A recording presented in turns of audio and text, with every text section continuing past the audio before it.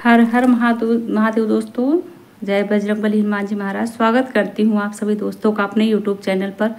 तो दोस्तों, आज मैं आप लोगों के लिए ऐसी वीडियो लेकर के आई हूँ कि अमावस्या तिथि को हमें कौन से ऐसा कार्य नहीं करना चाहिए जो कि उसको करने से सिर्फ नुकसान होगा, और हमें कौन सा ऐसा कार्य करना चाहिए अमावस्या तिथि को जो हमें उसके संपूर्ण फल की प्राप्ति मिल सके। और अमावस्या तिथि सावन के महीने में बहुत ही खास होती है। वैसे तो हर महीने अमावस्या तिथि आती है, लेकिन ये जो श्रावण के महीने में अमावस्या तिथि आ रही है, ये बहुत ही खास है। इसका बहुत ही खास महत्व है। इस दिन आपको क्या क्या करना चाहिए जिससे आपको इसका संपूर्ण फल मिल सके। तो चलिए दोस्तों, वीडियो को शुरू करने से पहले आप लोग हमारे वीडियो को लाइक कर दीजिएगा और चैनल को सब्सक्राइब कर दीजिएगा, बेल आइकन प्रेस कर दीजिएगा, जिससे हमारे वीडियो का नोटिफिकेशन ज़रूर मिले आप सभी लोगों को।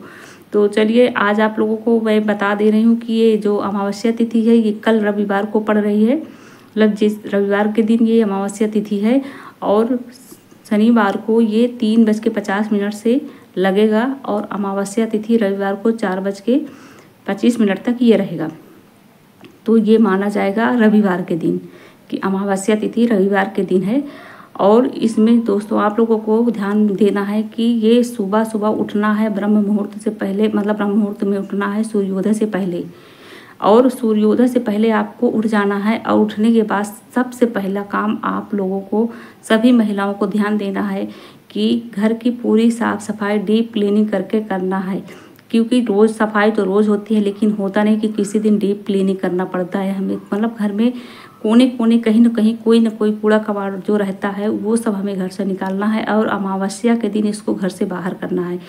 क्योंकि दोस्तों ये होता है ना कि हमारे यहाँ जो कूड़ा कबाड़ इकट्ठा होता है उसको हम या तो शनिवार के दिन निकाल के घर से फेंकते हैं, या फिर आप अमावस्या तिथि को ही ऐसा कर सकते हैं, उसको घर से बाहर कर सकते हैं। जैसे झाड़ू भी पुरानी हो जाती है, वाइपर पुराना हो गया, टूट गया है, तो इसको ये सब चीज़ों को निकाल कर, डब्बा उब्बा बहुत पुराना हो गया है, आप उसको निकालना चाहते हैं, तो ये सारी कार्य आपको अमावस्या तिथि को ही करना है, या फिर आपको शनिवार के दिन करना है। तो ये सावन का जो अमावस्या तिथि है ये बहुत ही खास है, तो इस दिन आप लोग ऐसा कर सकते हैं। उसके बाद पूरे घर की साफ़ सफाई करके जो आपका मेन गेट है वहाँ पर शुद्ध जल का छिड़काव करें, और वहाँ खास साफ़ सफाई का ध्यान दीजिए, क्योंकि वो मेन गेट होता है और वहाँ हमारे पितरों का वास होता है, और पितरों का आशीर्वाद अगर मिल जाता है तो हमारा कोई कुछ भी नहीं बिगाड़ सकता है। इसलिए इन सब चीज़ों को ज़्यादा ध्यान में रखना है। और उसके बाद आप अपने मेन गेट की सफाई नहा धो करके आप सबसे पहले शिव मंदिर में जाइए, शंकर भगवान की पूजा करिए। वहाँ पर दूध में काला तिल डाल करके आप मतलब जलाभिषेक करें शंकर भगवान को, और पुष्प और चंदन और ये सब जो अच्छा था ये सारी चीज़ चढ़ाइए, बेलपत्र चढ़ाइए, समी का पत्र चढ़ाइए।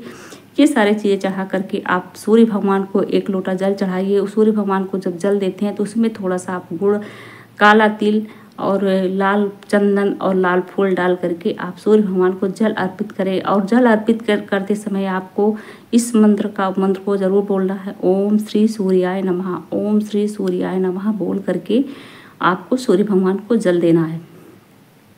जल देने के बाद आप आ जाइए अपने घर के मंदिर में। घर के मंदिर में जैसे आप प्रतिदिन पूजा पाठ करते हैं, वैसे मंदिर में भी प्रतिदिन की तरह आप पूजा पाठ करिए, दीपक जलाइए। घर का पूरे घर में गंगा जल का छिड़काव करिए। सिर्फ बाथरूम को छोड़ करके वहाँ पर आप गंगा जल का छिड़काव नहीं करिएगा, ऐसी गलती मत करिएगा। पूरे घर में आप गंगा जल का छिड़काव करिए, और साफ और स्वच्छता का ज़्यादा ध्यान दीजिए। मतलब अच्छे वस्त्र साफ सुथरा पहनिए, फटे पुराने कपड़े मत पहनिए। और इस दिन अपने पितरों का खास ध्यान रखिए, क्योंकि ये अमावस्या तिथि जो होती है पितरों के लिए खास होती है। वैसे तो ये सावन में पड़ा है, आप भोलेनाथ बाबा की भी पूजा करिए, और अपने पितरों को भी, ये तर्पण का दिन होता है, अमावस्या तिथि पितरों की ही होती है। तो इस दिन आप अच्छे अच्छे पकवान बनाइए, अपने घर में अच्छे अच्छे खाना बनाइए, इससे हमारे पितर बहुत प्रसन्न होते हैं। और मेन गेट की आप दहलीज जो होती है आपके घर में उसके पूजन करिए, स्वास्तिक बनाइए दोनों तरफ, और एक दीपक जलाइए। दीपक जलाते समय ध्यान रखिए आपका मुख दक्षिण तरफ होना चाहिए, क्योंकि आप पितरों के लिए दीपक जला रहे हैं। और तुलसी माता को आप जल नहीं दीजिएगा, क्योंकि ये रविवार का दिन है, तुलसी माता को जल नहीं देना है। आप उनके नीचे एक दीपक जला दीजिए। और पीपल वृक्ष की पूजा करिए, वो भी आप जल नहीं चढ़ा सकते हैं पीपल वृक्ष में, आप वहाँ पर भी एक दीपक जला दीजिए, क्योंकि ये रविवार का दिन पड़ रहा है, इसलिए आप पूजा नहीं कर सकते हैं।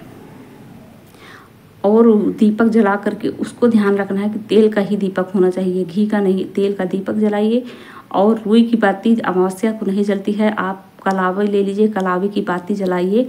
उसके बाद आप आ करके घर पे पूरा जल का छिड़काव करिए। ये सारी चीज़ें अगर आप कर लेते हैं तो 100% आपके सारे ग्रह, सारे दोष दूर हो जाएंगे, क्योंकि पीपल वृक्ष में भी पितरों का वास होता है। और सावन का महीना, ये जो अमावस्या तिथि होती है ना, इसमें क्या होता है कि ये वृक्षों का रोपण जरूर होना चाहिए।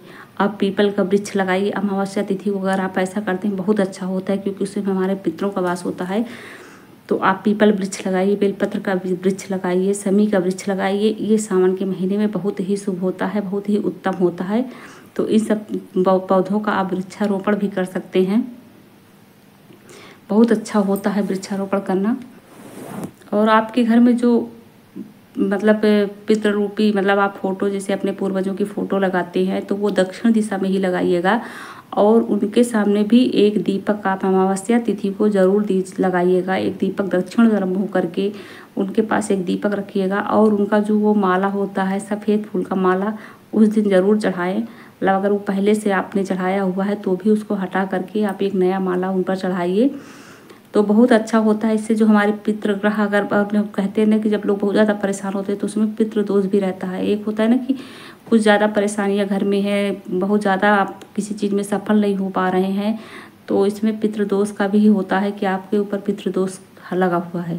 तो ये सारे कार्य अगर आप करते हैं, सब चीज़ों पर ध्यान रखते हैं, पितृदोष आपकी ज़िंदगी से हट जाएगा। पितृ आपके खुश हो जाएंगे तो आपके ऊपर पितृदोष नहीं लगेगा।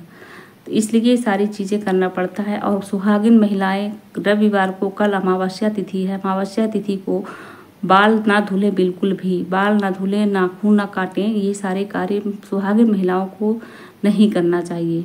अमावस्या तिथि को ध्यान में रखना है। और घर का जितना आप साफ सफाई कर सकते हैं, कूड़ा कबाड़ जो भी आपके घर में कहीं ना कहीं कोने न कोने इकट्ठा होगा, वो सब निकाल करके आप अमावस्या को बाहर फेंक दीजिए। कोई भी कचरा घर में नहीं होना चाहिए। घर में शुद्धता का ध्यान रखिए। तामसिक भोजन मत करिए, लहसुन प्याज पर से बना हुआ भोजन मत करिए, सात्विक भोजन करिए। और शुद्धता का भी ध्यान रखिए। कभी किसी के प्रति अपने मन में गलत विचार ना आने दें। तो इन सारी चीज़ों को आपको ध्यान में रखना है। तो उम्मीद करती हूँ दोस्तों वीडियो आप लोगों को पसंद आई होगी तो प्लीज़ लाइक, शेयर और सब्सक्राइब करना मत भूलिएगा। बेल आइकन प्रेस कर दीजिएगा, जिससे हमारे वीडियो का नोटिफिकेशन आप लोगों तक ज़रूर पहुँचे। उम्मीद करती हूँ आप लोगों को वीडियो बहुत ज़्यादा पसंद आई होगी, आपको सारी जानकारी मिल गई होगी कि अमावस्या तिथि को आप लोगों को क्या करना है और क्या नहीं करना है। तो ऐसे ही वीडियो लेकर के हम आप लोगों के पास आते रहेंगे। मिलते हैं नेक्स्ट वीडियो में। आज के लिए बस इतना ही।